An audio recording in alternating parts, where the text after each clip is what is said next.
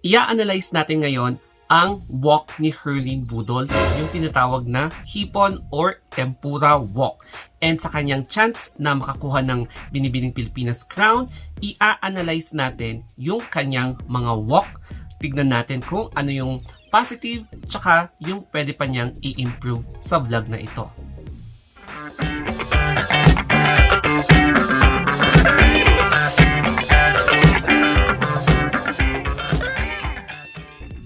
Makikita natin na before pa sumali si Herlyn Budol as a host sa Wawawin, sumali na siya sa mga local pageants sa kanilang area sa may Angono, Rizal, if I'm not mistaken. So, ayan, fina-flash ko yung mga pictures niya, yung kanyang mga previous pageant stints. Kaya makikita nyo na meron talaga siyang tindig, matangkad siya, and nanalo siya sa mga ibang mga patimpalak na yan. And kung makikita nyo rin na meron na siyang experience and alam na niya kung paano rumakit sa stage. Tapos ngayon naman, pag-uusapan natin kung ano ang pwede natin i-analyze. Ngayon naman, we are going to talk about me in a brief. So, ano nga ba ang connection ko sa video na ito? Before kasi ako nag-create ng aking own channel, meron na akong pageants and news na page sa Facebook. And then, nag-transition na lang ako na gumawa na lang ng aking personal na vlog. So, ayan po guys.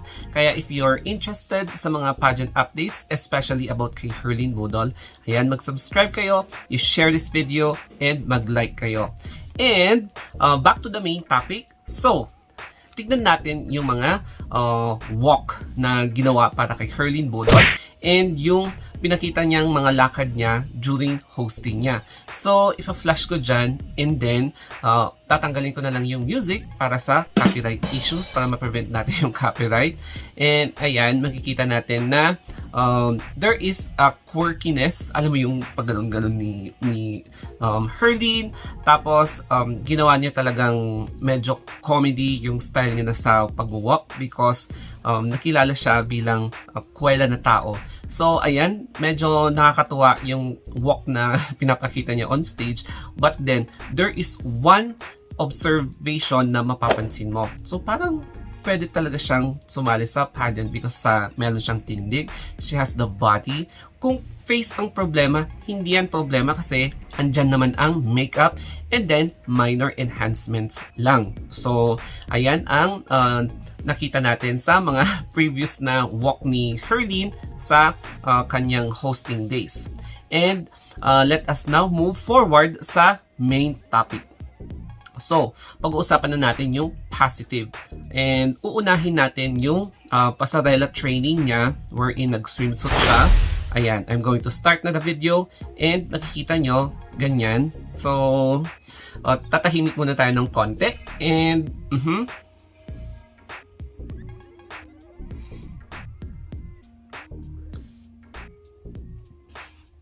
ayan, nakikita nyo na may pinakita niya yung pasarela walk niya.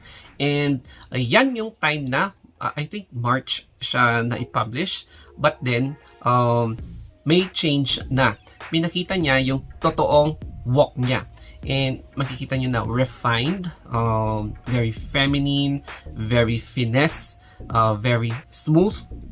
Tapos yan talaga yung trademark na walk ni Herlyn Budol. Tapos makikita mo na iba na yung expression ng face niya. Yung meron talaga siyang umaaura siya habang nagwo-walk. So, dyan mo na mapapansin na, parang nagti-training na ata ito sa beauty pageant camp. So, the positive na pwede ko masabi dyan is all about her willingness. There is also the, parang, alam mo yun, determined talaga siya na i-elevate yung kanyang pageant career. So, in a national level. Kaya, puspusan yung training niya even months before na mag-file siya ng application sa Binibining Pilipinas. Yung number 2, ayan, yung pangalawang video, yung isa pang video is all about yung pagtawag sa kanya as one of the official top 40 candidates. So, ayan, nag-i-start na yung video. So, tatahimik na naman tayo ngayon.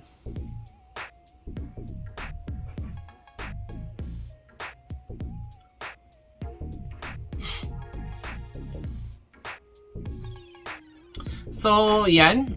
Makikita natin na ibang-iba talaga siya kesa sa hosting days niya. Makikita mo na medyo mahinhin na siya.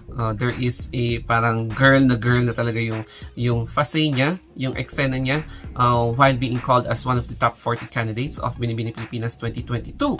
And in that manner, makikita mo na alam na niyang kumorte, umanggulo kahit naglalakad na lang siyang papunta sa harap and pabalik sa linya na mga kasama niyang nakuha sa top 40.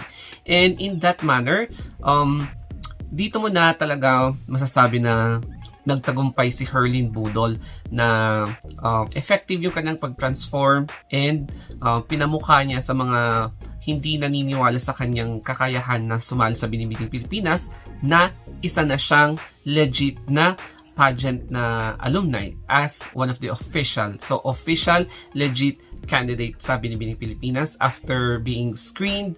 I'm not sure kung once or twice siya na-screen, pero swerte siya dahil nakuha siya sa top 20. And refined siya, isa siya sa mga matangkad na candidates. Tapos, yes, talagang there is a big difference and big improvement. And then, after nyan, I'm going to show you yung isa pang sample pasarela niya in a simple dress. So, 45 seconds siya and pinakita niya na yung sample lang ng walk niya. I'm not sure kung kailan yan, pero syempre, before pa yan na nag-file siya na application. And makikita nyo na yan yung talagang walk niya. Yan yung totoong walk niya. But then, may makikita ka na clothes, syempre, dahil I'm not sure, nasa shop siya ng kainan or basta nasa establishment siya. And makikita nyo na smooth talaga yung pag-walk niya. Hindi yung walk na pinapakita niya sa Wawawin. Hindi kwela yung walk niya. Seryoso siya sa pinapakita niyang yan. And she really means business. So, expect na sa finals night, dahil I'm sure na walang preliminary competition ng Binibining Pilipinas, seryoso ang face niya. So, dyan mo makikita yung transition niya from being a kwela candidate to a serious candidate vying for a crown. Ayan, very smooth yung kanyang walk and makikita mo na there is something sa walk na dapat mong abangan. So, although alam natin na hindi yan yung official na pasabog walk niya, makikita mo na there is something very exciting sa kanyang walk para mapansin siya at i-consider siya as a really serious candidate. So, ayan yung sample pasarela niya in dress. So, yes, I consider maganda yung walk niya. Yan, promise yung pinakita niya dyan. And then, yung isa pa is yung pasarela in casual dress. So, casual dress na siya dyan. And if I'm not mistaken, yan yung isa sa mga pinuntahan niya na wellness center. So, I think yan din yung pag-aari ni Wilbert Tolentino na wellness center kung saan dyan siya nagpapaganda, nagpapa-enhance or kung ano-ano pang mga facial na ginagawa niya para to maintain her appealing face. So, habang nagsasalita ako, makikita nyo na slow motion yung ginawa niyang eksena dyan. So, it is a slow motion and hindi niya pinakita yung pag-sway ng hips niya, but pinaslow talaga niya. Yung, alam mo yon, yung pabebe walk muna. So, it's like, meron siyang sinasabi ng message na watch out dahil I'm going to reveal my official tempura walk soon. So, yan yung parang nababasa ko na message from that walk. And then, mag-proceed naman tayo sa constructive criticism. So, before anything else, sana hindi nyo ako mabash dito sa part na to if you are still watching in this part of the video. Because we are going to analyze yung kanyang medyo pwedeng i-improve pa as a candidate. It's because sumasali siya sa national pageant and Binibining Pilipinas is hindi siya putsu-putsu, hindi siya hindi siya basta-bastang pageant. Lahat ng mga candidates na sumasali dyan is gustong manalo and mga veterano talaga. Kaya dapat i-improve ni Herlyn Budol ang kanyang walk, lahat overall package. And we now begin sa video niya nung tinawag siya as yung one of the official top 20 candidates. So, ayan, magsasalita na ako habang lumalabas na yung video. So, there is something na napansin ng mga ibang pageant vloggers din at pageant fans regarding sa walk ni Herlyn Budol na yan. Kung makikita nyo, ang quirking niya dyan, nawala yung pagka-finesse niya. So, hindi siya naging mahinihin sa pag-walk niya dyan. And dyan mo mapapansin na, kailangan pa niyang i-improve yung walk niya. Kailangan niyang nakalimutan niya yung pagka-seriousness niya, yung serious way. Siyempre nakilala siya bilang funny, so very quirky yung approach niya nung lumabas siya sa stage while being called out as one of the official top 40 candidates. Tapos nung pagbalik niya, ganun pa rin. Yung, alam mo yun, hindi siya finesse sa eksenang yan. And dyan nag-wonder yung mga ibang netizens. I think, sabi ng iba, quote, na I think dyan yung weakness ni Herlyn Budol na dapat niyang i-observe. It's because dyan nila mapapansin, dyan siya magkakaroon ng impression sa mga staff and sa mga judges na parang hindi pa siya hinog sa pageant.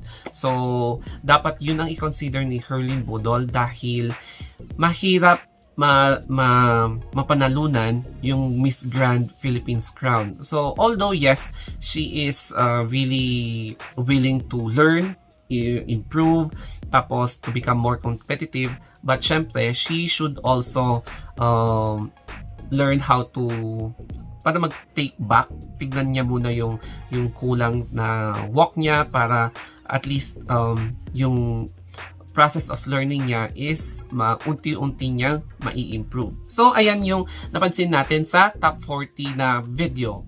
And then, balikan natin yung isang video na pinakita niya yung walk niya na naka-swimsuit siya. So, yung hipon na walk. So, ayan. I'm going to play it again sa walk niyang yan. Ang ganda ng konti ng walk niya. Maganda yung body language niya, yung body structure niya.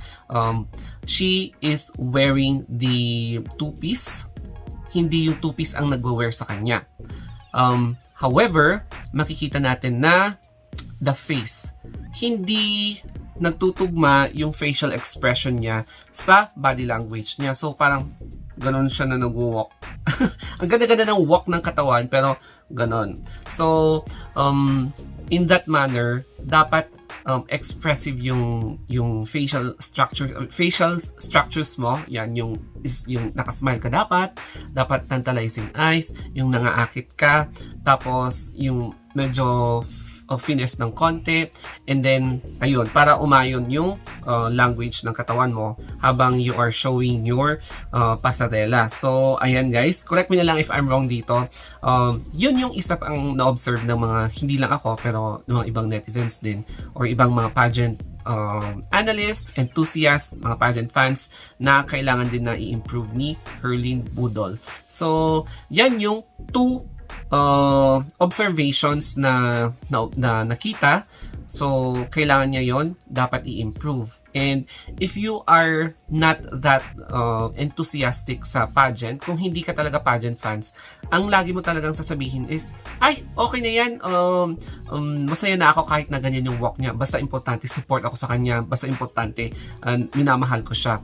Pero take note, Herlyn Budol is competing a national competition. So, in a competition, merong nananalo at merong matatalo. Kung hindi mo na fulfill yung criteria, tsaka yung requirements or yung dapat na standard, is there is a risk na hindi mo makukuha yung goal mo na maka-podium finish, mapasok sa semifinals, or makakuha ng crown. It's because you are competing with the best pageant na candidates sa iba't ibang panig ng Pilipinas. So, this is a highly competitive pageant and hindi ito basta-bastang competition. Kumbaga, i-compare mo sa palarong pambansa.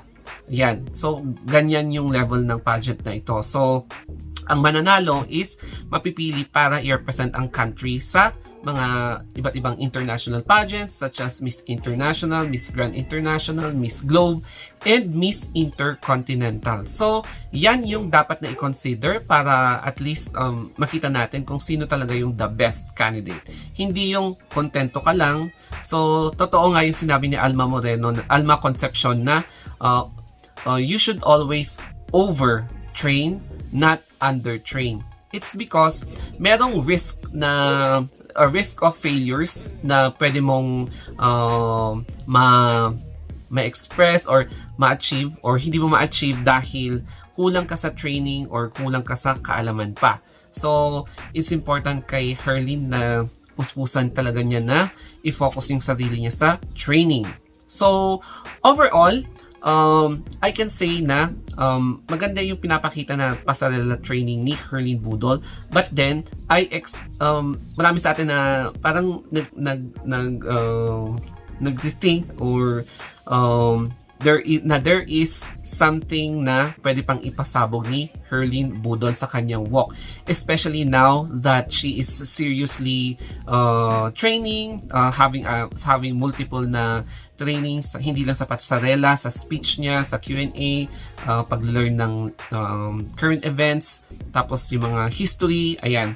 Kasi hindi basta-basta talaga na makipag-compete sa Binibining Pilipinas. So, yes, I still wish Herlyn Budol the best because I believe that she can really make a podium finish. Although, mahirap ang competition na ito, but I believe na sa suporta ng kanyang mga training, sa suporta ng kanyang glam team, training team, and from her family or friends, ayan, ma-achieve niya talaga ang pagkuha ng podium finish. So, thank you guys for watching. Kung nagustuhan nyo itong analysis natin about Herlyn Budol's pasarela or tempura walk, mag-subscribe ka sa channel ko for more updates like this para at least i-analyze natin in a detailed way kung bakit kailangan nating tignan yung positive tsaka yung constructive na ways sa mga pinapakita ni Herlyn Budol, especially sa kanyang pasarela training. So, thank you very much and have a wonderful day.